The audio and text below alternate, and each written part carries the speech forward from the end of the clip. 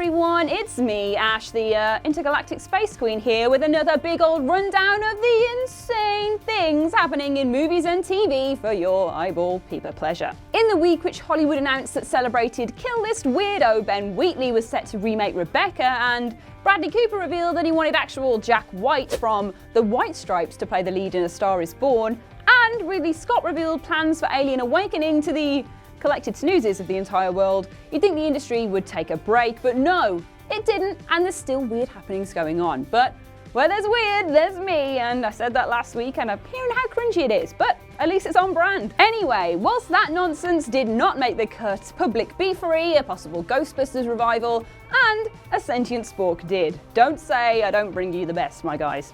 Right now, this is about where I'd say let's do an intro or some crap like that, but Jules is a prized cook and won't let me use the wrestling one anymore, so let's just...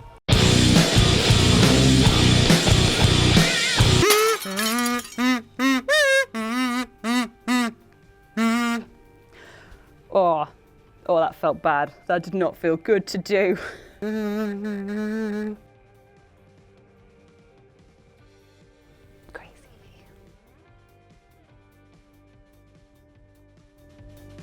8. Unboxing the movie.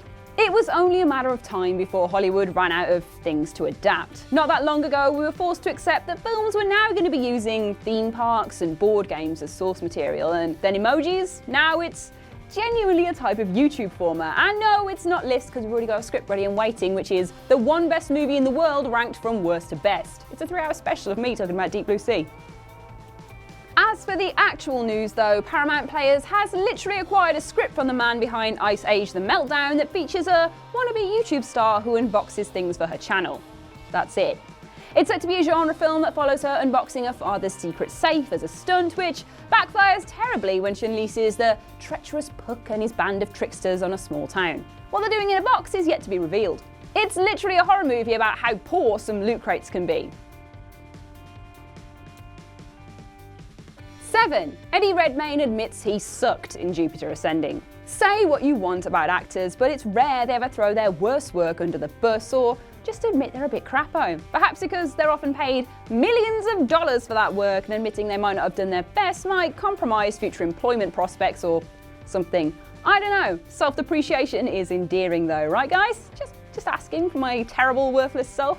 In contrast to that culture of deception, Eddie Redmayne has now admitted that he was terrible in the definitely janky Jupiter Ascending. The Oscar-winning star spoke in an interview with GQ to discuss his role in the mind-boggling sci-fi and conceded that his decision to do a silly voice probably wasn't his best idea. And whilst he shrugs off the criticism, it's both refreshing and completely disarming to see him being so open about how bad he is in the movie. I stand with you, fellow Carrot Top. Sometimes you just done mess up. 6. Dexter might return. That stabby man Dexter has been gone for 5 years now, and even the most ardent of fans will have difficulty hiding the fact that the finale left a lot of bitter reactions around the world. It's safe to say it was one of the most divisive last episodes ever, as the serial killer simply faded into the distance after his death of his sister and faked his own demise. Because he wasn't killed off, which would have been an even worse idea frankly, the door has been open ever since for a revival of some description, and now that Breaking Bad is coming back, the conversation has turned back to what Dexter might have done next. Michael C. Hall spoke to the Daily Beast on that front, both to defend the ending and also to confirm that he'd come back if the idea was right. Interestingly, he also revealed that there have been possibilities over the years to bring the character back, but none of them felt worth doing. He says there's still something potentially there, even if there are no concrete plans for now. It's kind of funny that he says he was both happy with the ending and would come back though, because it seems fairly fundamentally contradictory in terms. Still, if it means we get a more satisfying endpoint, who's gonna complain? Who? I don't care. 5. Detective Pikachu actually looks great. He is so soft! How can you not like this? Granted, a decision to focus on this part of Pokemon lore was a little odd, but seriously, it's Sherlock Pikachu in some gritty noir setting getting all up in crime's face.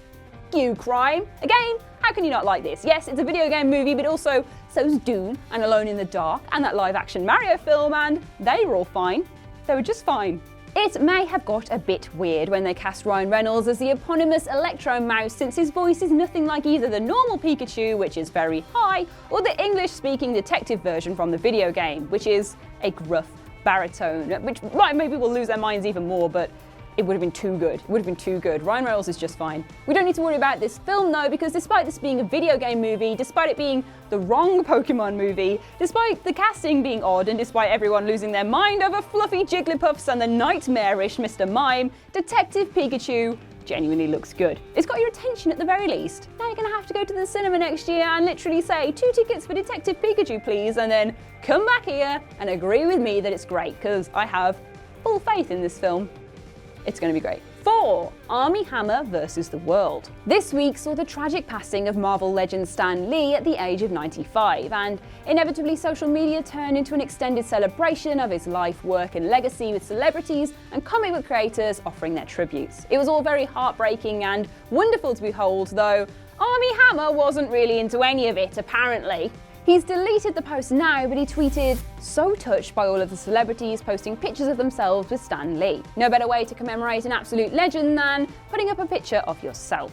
And then as a follow-up posted, "If Stan impacted your life, i.e. all of our lives, with his work, post his work that touched you the most. Posting a selfie makes his death about you and how cool you felt taking a picture with him." I mean, he's not entirely wrong, since so many people did do exactly that, but it is very distasteful, and it brought him to the attention of Jeffrey D. Morgan, who appointed himself spokesman for everyone whose nose was put out by Hammer's comments and tweeted a since deleted response. "Looks like you found a way to use other ways of mourning and their memories to draw some attention to yourself. You sound like a real asshat." Touche, Winklevoss. Also, when Negan gets angry, it's best just everyone deletes the tweets and pretends none of it happened. Don't want any bats involved now, do we? 3. Ghostbusters 3 is happening?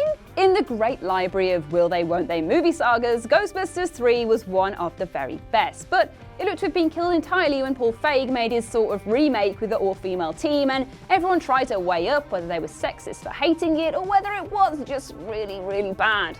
There's been talk of a new animated show coming, but never since that film, talk of sequels and spin-offs seems to have died. And it's not coming back as a ghost to be busted either.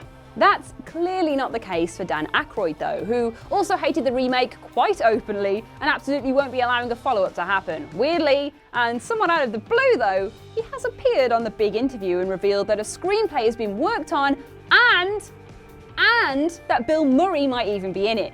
There is a possibility of a reunion with the 3 remaining Ghostbusters, said Aykroyd. "It's being written right now. I think Billy will come. The story's so good, even if he plays a ghost."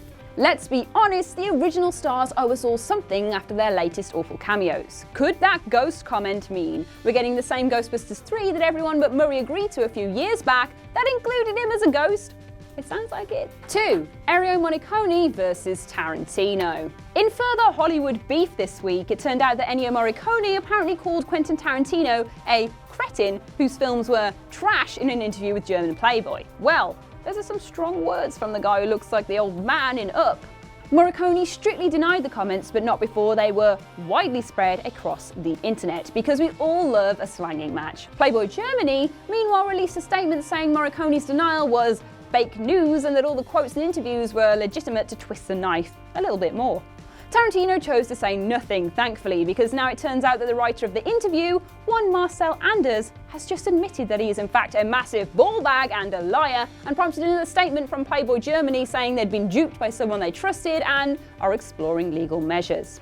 How exactly did the interview writer expect to get away with it? Honestly, considering it's a titty magazine, he probably didn't think anyone would actually read it. Joke's on you, Anders. We like our titties with some culture. 1. Toy Story 4 is about a spork. Here's a sentence nobody could have expected to write or even say a week ago. Toy Story 4 is going to star a sentient spork in the midst of an existential crisis, not only because he's neither a fork nor a spoon, but also because he's been turned into a toy.